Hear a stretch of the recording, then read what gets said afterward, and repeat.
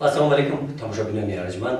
برنامه نوبتی دانش سپر با موضوع نقش مؤسسه‌های تعلیمی در بلند برداشتن سطح آگاهی نسل نو و نسل جوان اوید به هدف‌های خرید و فروش آدمان میباشد.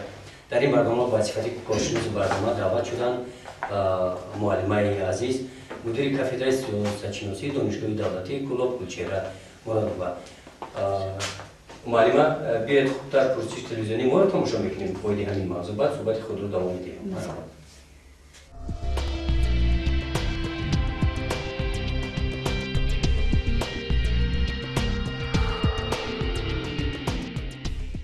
واحد خرید و فروش آدم در مکتب تحصیلات میانه عمومی یگان معلومات گرفتگی نیستیم. در بسیاری چهاربینی‌ها اشتراک کردگیم اما در همین موضوع خرید و فروش آدم حالا اشتراک کردگی نیستیم، چون این چهاربینی‌ها در مکتب ما گذرانده نشده است. نقش مؤسسه‌های تعلیمی در بلند برداشتن سطح آگاهی نسل جوان و نورس اوید به خرید و فروش آدم به نهایت نقشی بلند دارد، اما خیلی که از روی پرسش دیدن، از روی پرسش هایی که شما در بین جوانان گذراندین خوانندگان مکتب، در حقیقت من 100% و فکری همین خوانندگان مکتب راضی هستم که امروز در مؤسسه های تعلیمی ما اویدی مسئله خرید و فروش آدم، شکل های آن، هدف های آدم فروشان چیزی گفته نمی شود و قریب 99% آنها اویدی این موضوع معلومات ندارند. ولی معلومه همین خیلی هم هست. ما اینجا از سبب اون که ما بسیار نفر را پرسیدیم و تنها 2 نفر پرسشمون رو مونده برای که اکثریت همه پرسیدن ما همین جواب دادن. بله، نگاه کنین که نقشی مهم دارد، زیرا که وقتی که درباره خرید و فروش آدم گپ میزنه، یک آدمی رهگذر، یک جوان یا یک کس گپ زنه، تاثیرش چگونه؟ یکی وقتی که در مؤسسه های تعلیمی از طرف آموزگاران و استادان گفته شود تاثیر اون چگونه است. اما افسوس که در برنامه های تعلیمی که امروز از طرف وزارت معارف و علم تصدیق شده است و از روی اون در مکتب‌های میونه، در مکتب‌های عالی، بله، اما مکتب تعلیمی هم مکتب‌های میونه، مکتبی عالی، دانشگاهی عالی، مکتب‌های میونه مخصوص، لیسه‌ها، کالج‌ها، من اگر گیریم اگر مؤسسه‌های تحصیلاتی تا مکتبی تا حتی باغچه‌ها را نیز به داخل کردن میشود. عموما درباره همین در یگان نقشه یگان چیز گفته نشده است درباره خرید و فروش آدم که این کمبودی اساسی است و جوانان و نورسان از این مسئله آگاهی ندارند. این بد است معلومه. بله، البته این بد است. نگاه کنین که اکثریت صنف‌های ختم کننده صنف 11 اکثریتش اگر به مکتب‌های عالی داخل شوند، قسم زیادش به مهاجرت مهنتی میروند و آنها مهاجران احتمالی حساب میشوند و این خطر خیلی که ما در برنامه‌های پیش گفتیم بسیارتر در مهاجرت مهنتی دچار میشوند و وقتی که عموما اوید این جنایت متشکل ترانسمینی و سوم جنایت در عالم است، عموما تصورات ندارد و 100% گفتن ممکن است که و میتواند گرفتار خرید و فروش آدم شود. این به نهایت بد است. بنابراین وابسته فکر میکنم که وابسته به شرایط، وابسته به ترقیات جامعه، پرابلم های زیادی که پیدا می شود، وزارت معارف باید همقدمی همین زمان باشد و در نقشه های تعلیمی خود اقلا فن نیست. البته این اوید خرید و فروش آدم فن گفته یک درس مخصوص گفتن ممکن است، یکی کورس های مخصوص تشکیل کردن ممکن است در برنامه ها یا مثال راهبرانی کوراتوران در مکتب های عالی یا من نمیدونم راهبر صنف میتواند در درس های تربیوی خودش این موضوع خرید و فروش آدم را وارد کرده، اقلا کم و بیش سطح آگاهی نسل جوان و نورس را زیاد کردنش ممکن است. معلومه این نظر گزارش تلویزیونی است، بدون تماشا نمی‌ذارش. در ناحیه واسه در سال 2016 2 نفر خواننده مؤسسه تعلیمی به دولت شام و عراق رفتند. این حادثه همه مکتبیان را به تشویش آورده است. برای آنکه خوانندگان غلام آدم فروشان نگردند، در مؤسسه تحصیلات میانه عمومی رقم 1 در شهرک بوسه امید جورایف موضوع خرید و فروش آدم، این ظهورات نامطلوب جهانی امروزه و عاقبت‌های آن را با اشتراک خوانندگان به صحنه گذاشته، با همین را ماهیت آن را به خوانندگان میفهماند. آدم فروشی در سالهای اخیر که محرم روز گشته است، باید که ما یک سنجه پیشکش کنیم که نسبت همه خواننده ها که همین خیلی چیزها نشود. ما همین چیزا کوشش میکنیم که پیشکش همین خوانندگان گردانیم то ин ки ба ин роҳҳо нараванд роҳҳои дурустро интихоб кунанд. در ناحیه واسه در سال 2016 دو نفر خواننده مؤسسه تعلیمی و دولت شام و عراق رفتند. این حادثه همه مکتبیان را به تشویش آورده است. موضوع خرید و فروش آدم و نقش مؤسسه‌های تعلیمی در آگاهی نسل جوان عاید این ظهورات نامطلوب جهان امروزه چگونه است؟ با مقصد آنکه در مؤسسه تحصیلات میانه عمومی رقم 37 عاید این موضوع دانش خوانندگان در کدام سطح است، ما از خوانندگان صنف دهم پرسیدیم. یعنی که آدم بر یگان کسی دیگه میفروشنه در آنشه. با فکر من اینا درست است. یعنی شما در نظر دارید عضو برای خرید فروش دارید عضوهای درونی عضوهای درونی انسان. شما اینو در کجا خوندگی؟ در بیولوژیا. با فکر من که این کار نادرست است. با فکر خودت خرید و فروش آدم چیه؟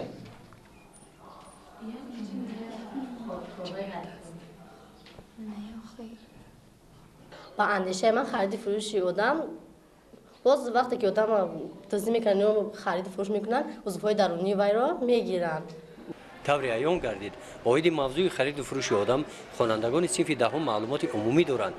عاید همین موضوع از خوانندگان صنف 11 میپرسیم. درباره خرید و فروش آدمان میدونیم اما یگان معلوماتی نداریم. هیچ نه. ابی با فکر خودت خرید و فروش آدم چیه؟ اصلا خرید و فروش آدمان این از روی بی‌سوادی هر یک شخص وابسته است. یعنی که شخصانی که علم ندارند، سواد ندارند، دانش ندارند، یعنی که فریفته هر گونه شخصانی یعنی پولدار و منصب پرست میگردند و اونها رو یعنی که با خود جلب نموده، یعنی هر گونه افراطگرایی گروه‌های افراطگرایی با خود جلب نموده با دولت‌های دیگر مثل دولت‌های جنگ زده میفروشند. مثل اونها در جنگ‌ها اشتراک میکنند و این یعنی که در جنگ‌های دیگر اشتراک کردن یعنی دیگر اونها روح برگشت ندارند یعنی عاقبت این همه یعنی که فریفته شدن این مرگ است عاقبتش. موافق برنامه تعلیمی در صنف 10 و 11 در مؤسسه‌های تعلیمی خوانندگان فن‌های تاریخ و جهان امروزه را از خود می‌کنند. از روی گفت معلمان درباره موضوع خرید و فروش آدم در این برنامه گفته نشده است. درباره خرید و فروش آدم درباره غلامفروشی در نقشه تعلیمی مکتب‌های تحصیلات میانه عمومی حاضر وجود ندارد. این رو باید که وزارت معارف و علم جمهوری تاجیکستان به نظر بگیرد و با همین نقشه تعلیمی یک تغییرات الهام وارد کند تا اینکه جوانان سین مکتبی باید که از همین چیز با خبر باشند. در این باره باید مثال میگیریم در وقت درس معلمان سخن گویم گپ زنند. برای همین چیز لازم است. این یک جنایت است. برای همین یک کاری هست که مثال میگیم جوانان باید این رو بفهمند تا اینکه فریفته همین گونه کارها نشوند، به همین کارها دست نزنند. مثال میگیم در این مؤسسه تعلیمی نقشه درس‌های تربیوی موجود میباشد. در این مشغولیت‌ها عاید موضوع خرید و فروش آدم ظهورات نامطلوب جهان امروزه معلمان به خوانندگان چی میگویند؟ خرید فروش میبرن آدم‌ها رو به دیگه مملکت‌ها با پول کلان میفروشند. خاک او آدم‌ها درک نمی‌افته او رو با فند فریب بوده میفروشند. این خیلی آدم‌ها خودشون درک بیان نمیرن اونجا. اونها رو یگان راه دیگر خطی نفهمونده میبرن به دیگه مملکت‌ها با دیگه آدم‌ها میفروشند. با فکر شما کدام راه خطی میبرند؟ با راه‌های مثلا با فند فریب با یگان شما رو با کار میبرین گفتن با همتر راه‌ها میبرند دیگه یگان ممکن بود دیگر روحش هم باشه بفهمونه بگیرن برنامه آدم رو. خرید و فروش آدم که یکی از موضوعهای مبرم روز گشته است، مناسبت مؤسسه‌های تعلیمی را ما در چنین حالت دیدیم. امید جوری باشد با نمایش صحنه تیور نموده‌اش باوری دارد که عاید این موضوع خوانندگان مؤسسه تعلیمی معلومات پیدا می‌نمایند.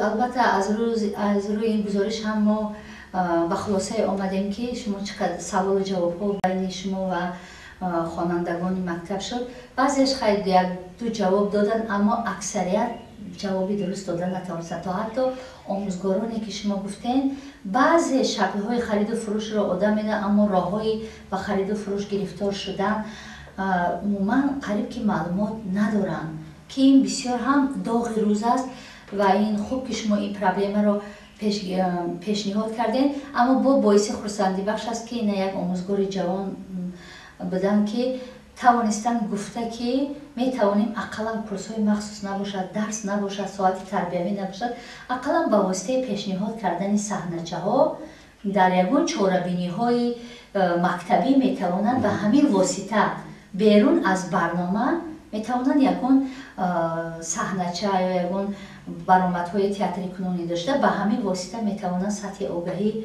خوانندگان را بلند بردارند. و این اگر چخیری که در دولت‌های خارجی من بودم، وقتی که اویدی همی خرید و فروش آدم صحبت کردیم، گفتن که کمبودی بسیاری ما بخصوص دولت‌های پسا شوروی عموما در اون است که ما همه چیز نگاه میکنیم که حادثه یا همون جنایت یا همون واقعه وقتی که سر میزنن نه وقتی که علاقه ای در جامعه پخش شد و خطر جدی ایجاد کرد، پس به اون روی حل آنها را یابیم. یکی در دولت‌های خارجی، خیلی که من در امریکا بودم، در شتات اوهایو، در اونجا گفتم که ما پیش علاج واقعه پیش از وقوع، ما همین برنامه خرید و فروش آدم را از باغچه بچگانه سر میکنیم. مثلا چه باغچه فکر و عقیده کودکی تا 5 ساله دیگر است، تحصیل در وقتی که در مقطع میانه میخوان تا صنف 4 دیگر است، نسل نورست دیگر، نسل جوان، وابسته به خاراکتر همون سن و سالی اونها. مثلا در باغچه بچگانه با واسطه صحنه‌چه، با واسطه مدفیلم ها، با واسطه رسم کشی همین جنایت را با آنها میفهمونن که همیشه جنایت وجود دارد و شما میتوانید دچار همین شوید. در مکتب میانه چه خیلی؟ در مکتب میانه آنها گفتن که در مکتب میانه ما کورس های مخصوص داریم، کورس های مخصوصی که ممکن 6-8 ساعت باشد و از طرف آموزگارانی که از طرف تشکیلات های مخصوص آموزانیده شدن.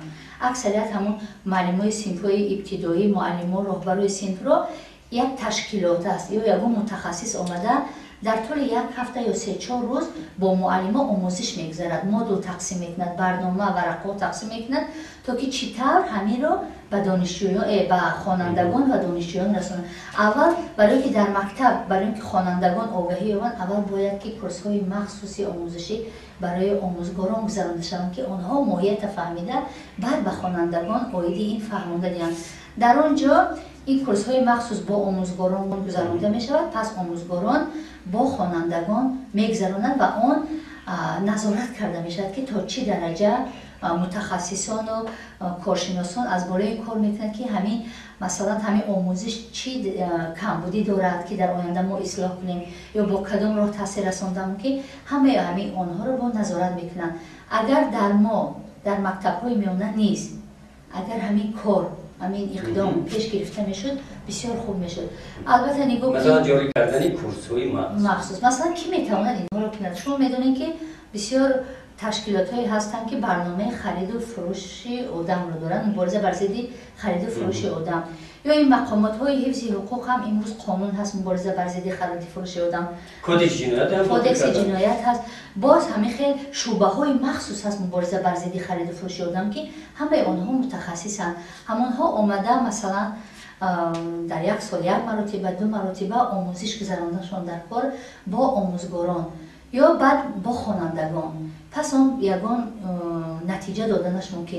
یکی از روی این برنامه دیدیم که اکثریت چیزی رو نمیفهم و این اقدامی که معلم گرفت اقدام خوب بود که اقلا ما میتونیم هیچی که نشد، امکانیت نشد از نقشه برآمدن ممکن نیست. اکثریت ما در قالب کار میکنیم که در نقشه نیست، در پلان نیست، ما همین چیز رو باید نکنیم. لیکن میدونیم که در ترتیب نقشه تربیوی معلم خودش آزاد است. بله آزاد است، میتواند همون رو اصلاح کنه و همین وابسته به همین پرابلم همون موضوع رو دیگه کنه. دیگه موضوعها یک رنگ شدن.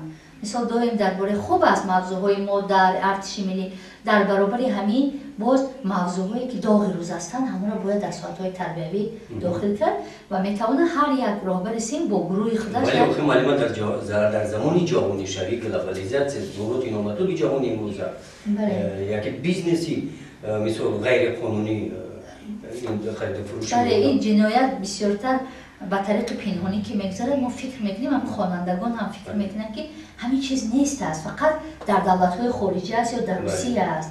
اما شما چه خیلی که میدونید خرید و فروش کودکان امروز ترانسپلانتاسیون روزهای نه بعضی نفرشان گفتن هستن ҳамира фақат як асари нав кор карда баромадан кор механизми таъсиррасонӣ муаллима ин гузориши мо тавассути сомонаи интернетӣ паҳн шуда буд ва фикрҳои тамошобинонам ҳастанд. ман як андешаро аз номи Сайдалӣ Зарипов пешниҳоди шумо кардам. ташаккур. ман хондам пешниҳоди Сайдалӣ Зарипов, албатта камтар таҳқиромез ҳам ҳаст, аммо ин хуб аст ки ман чӣ хеле гуфтам, ин бо як иқдоми хуб аст ки ҳарчанд ки таҳқиромез ҳам бошад, лекин савол дода шудааст. ин нишон медиҳад ки ҳамин мавзӯъ бетараф нестад. албатта бародари азиз Сайдалӣ Зарипов, фикрое ки шумо овардем дар ин ҷо дуруст аст, мо 100% розием. фақат ки ман аз шумо эҳтиромона хоҳиш мекардам ки ҳамира метавонистам ба таври чӣ хел бигӯм дипломатӣ албатта таҳқир накарда. мақсади имрӯз, мақсади ҳамин телевизиони мавҷи озоде ки имрӯз гузориш гирифтан, пурсиш кардан, ҳамин саволе ки шумо дар инҷо гуфтем ки дар инҷо бояд муаллимон, коркунони милитсия, мақомотҳои ҳифзи ҳуқуқ, ҳамаи ҳаминҳо ақаллан омада як соати бо хонандагон кор кунанд. мақсади фикр мекунам он кас гузориш хуб сарфам нарафтан.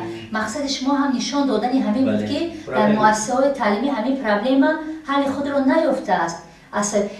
фикри як хел аст, аммо фаҳмидан нодуруст аст.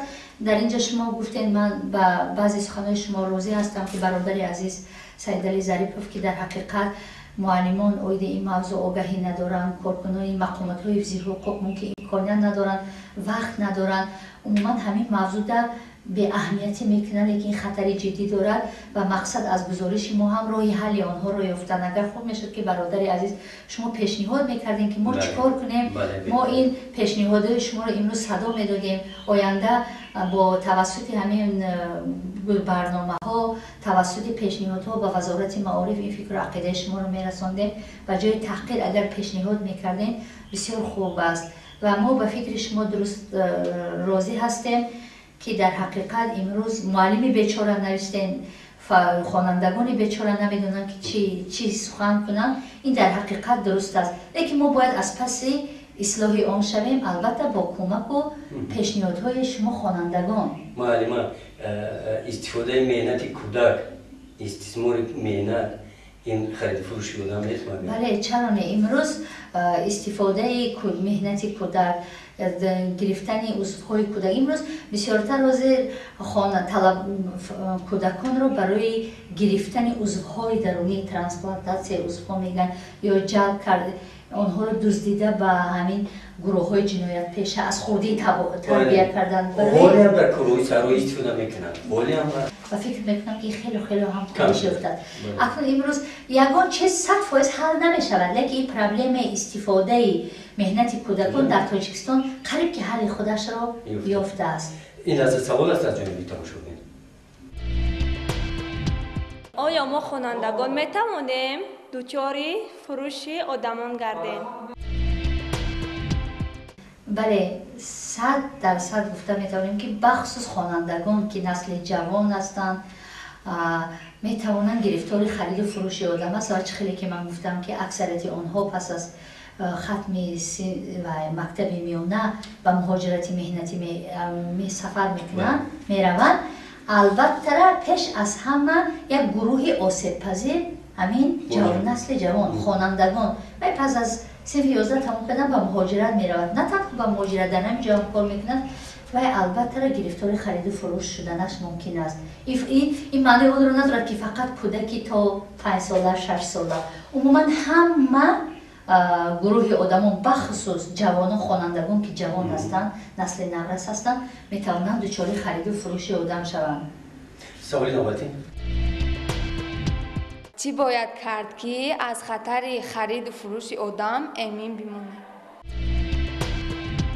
дуруст, ин хонанда саволи дуруст аст ки чӣ хеле ки дидем ки дар хонандагон ҳеҷ чизро намедонанд, оидем чӣ кор кунем ки аз ин хатари хариду фурӯши одам эмин шавем. ман инҷа ба ҳам пешниҳод аст, ҳам ҷавоб ба ин савол аз гуфтанӣ ҳастам ки бояд ки имрӯз вазорати маориф ва илми ҷумҳурии Тоҷикистон бо дар назардошти ин ҷиноятҳои муташаккили трансмиллӣ, бо дар назардошти ин проблемаҳое ки имрӯз ҷомеаро фаро гирифтааст ва ҷавонони мо ба он гирифтор ҳастанд, فکر میکنم که نه همچون فن بلکه یک همچون کورسی مخصوص در مکتب ها اقلا که در صنف‌های بالایی در صنف‌های بالایی کورسی مخصوص جاری نمایند که مثلا مهاجرت مهنتی و خطرهای آن یک کورسی مخصوص که عبارت از 6-8 ساعت پیشنهاد میکنم. دیگرم که همه اکثریت از درس فن حقوق میخوانند و این پایمال شدن حقوق انسان است. استثمار شهوانی، استثمار مهنت، همه خوب میشه که معلمان فنای حقوق یا بخصوص جامعه شناسی کمتر مثلا در برابر درس گفتن هیچی گپ نیست، یک موضوع را وابسته به خرید و فروش آدم و فکرم این یگان جنایت نمیشود. همین اویدی همین نوابسته از نقشه بیرون برآمده اویدی خرید و فروش آدم یک درس خودشان رو به همین موضوع یعنی همین موضوع باید نسل نو است معلومات داشته باشه. بله معلومات داشته. اینا میتونن معلمای فنی حقوق بخصوص معلمای جامعه شناسی چی کنن و همین خوانندگان چطور از خرید و فروش آدم وقتی که در مؤسسه‌های تعلیمی هم تحصیلات عمومی هم در تحصیلات عالی کسبی که من هم در اونجا درس میدم و این اویدی این حادثه اویدی این جنایت چیزی گفته نمیشود خوب میشد که با تشبث خود معلمان میتوانند اقلا هیچ نه در ساعت‌های تربیوی در مکتب‌های عالی هم ساعت‌های تربیوی هست در مکتب‌های میانه هم همین باید که آنها همین موضوع را وارد کنند همین موضوع خرید و فروش آدم اقلا فکر میکنم که یک ساعت این چقدر همین چقدر که دانشجو طلبه سوال دادن خطر خرید و فروش آدم کاهش یافتنش ممکن است. دیگر پیشنهادی من این که همین معلمان ریاست مکتب‌های عالی و مکتب‌های میانه باید که با تشکیلات‌هایی که با چنین برنامه‌ها کار میکنند با مقامات‌های حفظی حقوق همکاری زیاد داشته باشند. آنها خودشان رفته آنها رو جلب کنند دعوت کنند که تا که یک واخوری‌ها یا سمینارها گذرانند. من در خاطر دارم وقتی که من با همین پروژه کار میکردم و با تشبث خودمون در همین مکتب‌های ناحیه واسع در بین خوانندگان بالایی صنف‌های بالایی اویدی همین موضوع خرید و فروش آدم صحبت‌ها گذراندن که افسوس که برنامه‌های تشکیلات‌های خارجی تمام میشوند و این اقدام رو ما باید مؤسسه‌های تعلیمی این مقامات‌های حفظی حقوق عموما مقامات‌های دخل‌دار مقامات اجرایی به دست خودمون بگیریم و به همین واسطه ما میتونیم خطر خرید و فروش آدم رو کاهش دهیم وگرنه این روز تا روز زیاد شدن میگیرد و جامعه ما از آن ضرری به نهایت جدی میبینند. برای اشتراک در این برنامه یک جمع تشکر معلمان تماشاگران ارجمند. این بود برنامه نوبتی دانش سپر. شما میتوانید فکر و درخواست و سوالهای خود را طریق سامانه تلویزیون موجی آزاد با عنوان ما به کارشناس برنامه ارسال نمایید. تا بازدید سلام باشید.